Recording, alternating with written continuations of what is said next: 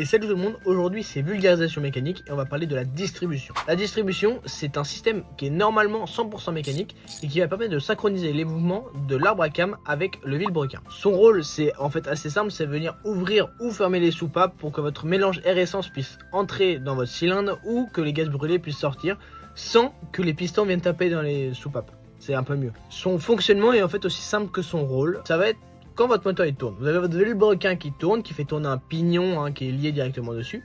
Ce pignon, il va venir être lié au pignon d'arbre à cam par une courroie, par une chaîne ou par d'autres pignons. Et du coup, ce système-là, il va venir faire tourner l'arbre à cam. Cet arbre à cam va venir appuyer sur vos soupapes. Ces soupapes-là, donc comme je l'ai déjà dit, vont permettre de faire entrer, sortir les mélanges, etc.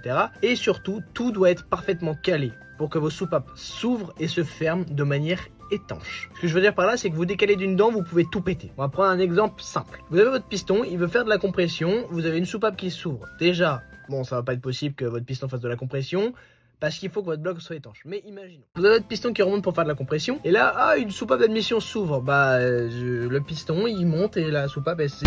Généralement, c'est pas un amour fou entre les deux. Généralement, on est plus sur de l'amour toxique, à base de linguets qui sautent, d'arbre à cam qui peut casser. Si vous avez vraiment pas de chance, ça peut être une soupape pliée, avec en plus de ça des marques sur le piston, donc ça remplacer quelques milliers d'euros de dépenses qu'on aimerait vraiment éviter. Ensuite, les systèmes de distribution qu'on peut trouver, comme je vous en ai parlé vraiment juste avant, vous avez la courroie, c'est la plus répandue parce que c'est la moins chère pour le constructeur et en vrai de vrai c'est un peu la moins prise de tête, c'est la plus simple à venir remplacer, alors que à côté on a la chaîne de distribution. La chaîne de distribution, à part quand on a une BMW en N47, ça dure normalement la durée de vie d'un véhicule, c'est-à-dire que c'est quelque chose qui peut durer 10, 20, 30 ans, et le seul truc qu'il y aurait à changer normalement dessus, ça serait les tendeurs de chaîne. Mais tant qu'on y est, comme tout est déposé, autant remplacer la chaîne avec on va pas se casser les pieds à tout devoir redémonter. Et pour finir, l'indestructible, le moins connu, le plus bruyant, celui qui fait le plus consommer, qui te bouffe le plus de puissance, mais l'indestructible, cascade de pignon.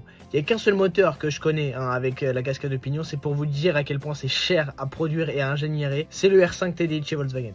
Je sais pas pourquoi ils se sont amusés à mettre ça, mais je pense que tu peux mettre 1500 chevaux dans le moteur, ta cascade de pignon tiendra toujours. Tu peux faire couler une bielle, ta cascade de pignon sera intacte. Donc pour finir, une petite annotation sur le fonctionnement. Faut savoir que votre poulie d'arbre à cam, elle tournera toujours 2 fois moins vite que votre poulie de vilebrequin.